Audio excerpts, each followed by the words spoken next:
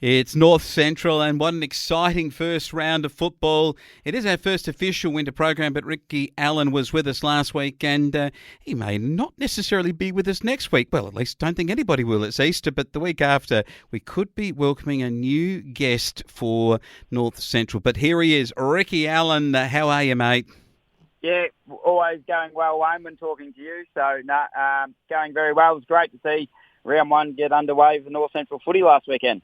And I'm going to say this, I know that there'll be a lot of folk from the other 7 clubs that catch our program, but I thought the highlight for me was your club actually fielding 4 sides for the first time in 8 years, where you're under 17s and under 14s, what used to be under 16s and under 13s. You've had a team on the park in both grades. That is something to be really thankful for, Ricky. Yeah, it is, Wayne. We've got a good group of kids coming through, and to be perfectly honest, this was a lot of, it was driven mainly by the kids themselves. They were the ones who were wanting to get it up and running, and they come to us back in October last year, and of course we were more than happy to facilitate that.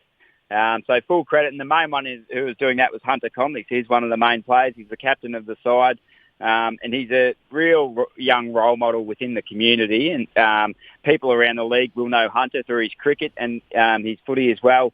But Hunter is just a real asset to the town. He's got the side up and running, but then he volunteers and does water boy for seconds and seniors. He just loves sport and loves to be involved, and we're very lucky to have a kid like that, growing up in the town. Oh, great stuff. It was good to get those 2 kids from out of Nullarbor too, Charlie Fawcett and Max Fawcett, on permits. With Nullarbor, of course, playing this weekend, you won't have them, but that's a really good move there. Maybe you can sort of get some friendship going for the future. Yes, well, they returned back to where they started their footy, Wayne, so it was great to have them back. They're great kids and going to be really good footballers as they get older as well. So still developing and still learning the game, but both of them have got a bright future wherever they choose to play their footy. Great stuff. Well done to the kids, and well done in the senior ranks, because what a performance it was on the top of the table from previous year's clash. Birchip Watcham played Sea Lake Nandaly, and it was the Bulls 9-5-59 have beaten the Tigers 6-12-48. Remember the last time they played up at Sea Lake, I reckon Birchip Watcham upset them up there too. So, Ricky, I've gone out on a limb already. I reckon the Bulls can win the flag. Well, Wayne, went into one of the sponsors in bakery on Broadway this week, and I was getting a coffee, and I ran into one of their members, Matt Ryan, and he informed me of 2 things, Wayne. One, that he's got 2 more seasons of footy left in him to get to his 200 club games, and the second one was that he's looking to find a trophy shop to engrave it. He reckons they're the real deal, the Bulls, this year. So we've always known, Wayne, that they've got the talent, and they've pushed Sea Lake for a number of years. Sea Lake's pipped them the last 2 years in the Granny, 2 years ago in the Granny.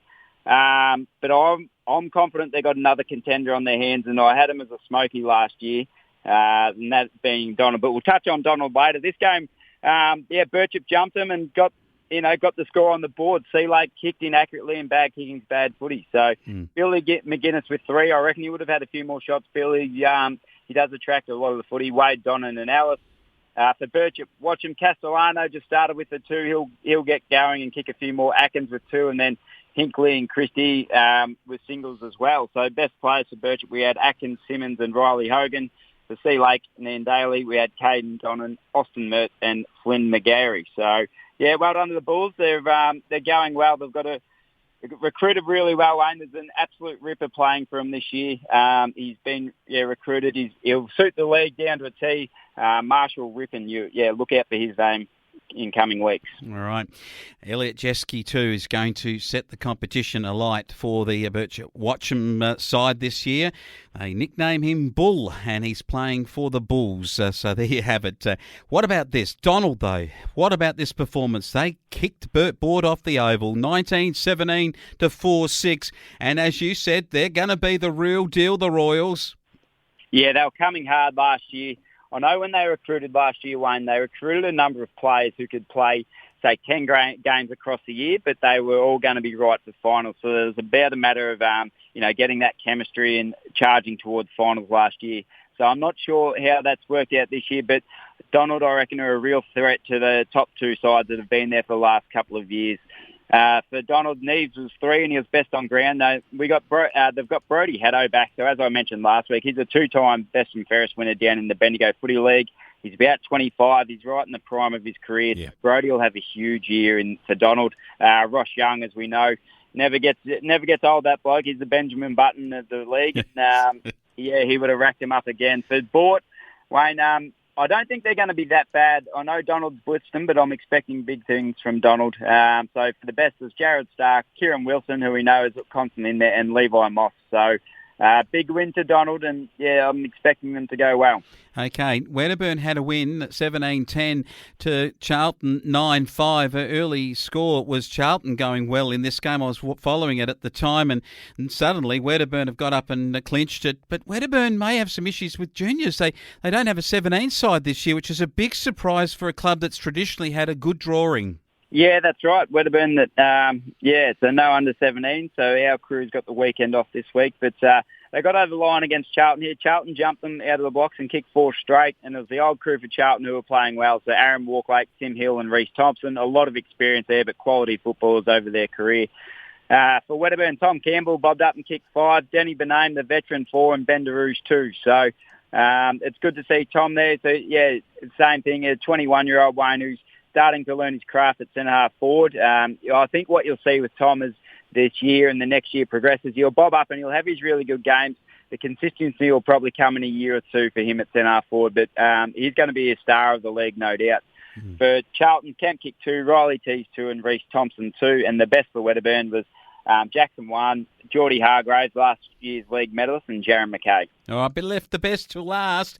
Weatherproof Narraport 9-17 to Senard at 8-5. I'll tell you what, it is a big win for you blokes. I know that when they challenged you in the third quarter, you're up by 7 at three-quarter time. It was anyone's guess, but it was your blokes who stood up on your home deck near the Caravans. Yeah, it was. Wayne, it was good to kick off the season with a win. Wins have been few and far between the last couple of years, so we definitely had our chances, and the game could have been over a lot earlier, but we kept them in it. A positive sign that turned into a negative. Kobe Homoloff was best on ground at quarter time for the Demons. He was in everything and having a really good game until he injured his knee, so he'll be having scans. He's having them today, so we're waiting results on that. So fingers crossed for Kobe. His brother Jed Homoloff was best on ground, Dane McLennan and Connor Burge, and kicking goals to Weatherproof Narraport was Cody Green with 3, Bateson with 2, and the 2 Homoloff brothers. For Senard, Hicks kicked 3, Grant with 2, and the other Jake Hicks kicked 1 as well. So Jake Hicks was best on, Jacob Tillig and Harley Durwood. So a lot of young local blokes there for Senard, which is great to see. They'll get a bit out of this year, Wayne. They'll challenge a number of sides on their day as well.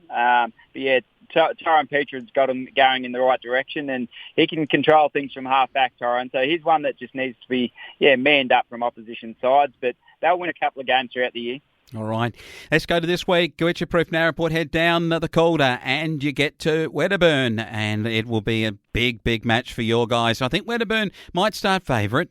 Yeah, Wayne, and like every club's going to have this year, we're facing a couple of COVID challenges this week with not only players but officials as well. So a bit of a skeleton crew that we're heading down to Wedderburn. So no doubt the boys will try their best and that type of thing. We'll just see how we go. But every club's going to face it at some stage, if not facing it already, Wayne. So I'll be going with Wedderburn on. We've got a couple out. All right. I think you're right. And I reckon this could be a week where every game will be lopsided because Sea Lake and Daly take on Charlton, and I've tipped the Tigers at home to lopsidedly win against the Navies. Yep, they'll be seizing after last week, I would have thought, and Joel Donham would have had them, training very hard this week, and they won't be taking Charlton lightly, unfortunately, for the Navy Blues. Sea Lake will be winning this one comfortably. All right, Bort take on Birchip Watcham, and the Bulls will head to Bort Park, and the Maggies are in for a really tough afternoon. Yeah, Bort, very similar size oval to Birchip itself, so Birchip will play it really well. As I said, they've got some, and you've mentioned yourself, got some really quality players at the Bulls lineup this year. They've lost probably the best player in the league in Nathan Gordon, but I think they've replaced him with 3 or 4 others. So Well done to the Bulls, and I'd say they'll be getting over the top of Bort here. The big Surrett is back, who'll lead them in the ruck, and they will be ready and going for another big win. St Ardan take on Donald, and up at Lord Nelson, normally these two sides have a great rivalry. You get to cope, and you have to work out whether you're going to cope with a win or a loss, but this is going to be a big one for the Donald boys. I think they can beat St Ardan and beat them by plenty. Yeah, well, Brian Beckham kicked 4 goals in the second, so he's obviously in form and not getting a game for the Royal Blues, which shows the depth of their side. So, I think the Royal Blues will be winning this one, or expecting to win most throughout the year, Wayne. It's a big weekend in North Central. We might just have a big surprise in 2 Friday nights' time. But Ricky, great to have you on board. And I know that Jenna's doing some netball commentary too, which is great to see. We look forward to having your comments again sometime in the future. But we do appreciate you giving your time today. Thanks, Wayne.